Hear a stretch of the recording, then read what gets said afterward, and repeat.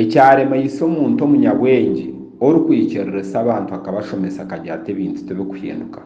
Ekyamurema ise kukora omuntu nikiza kumuremesa okustopinga generation okuhinduka.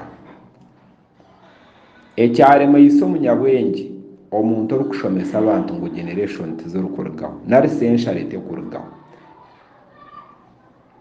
Ekyamurema ise kyambuzisa obwenge bw'okukora omuntu nikiza kumubuzisa obwenge bwa Ruhanga kushenyaho generation.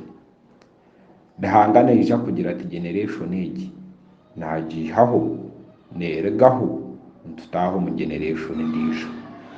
Kamba gambere izo mumanye oku generation zirikurugaho, oku generation zirikuhinduka, oku generation zirikugenda. Kaingi munonga cyo mwishikirana nagamba abantu tibegeseiwe akugira ngo nabakubegesa tibaine abakubeni babegesa tibaine barikubegesa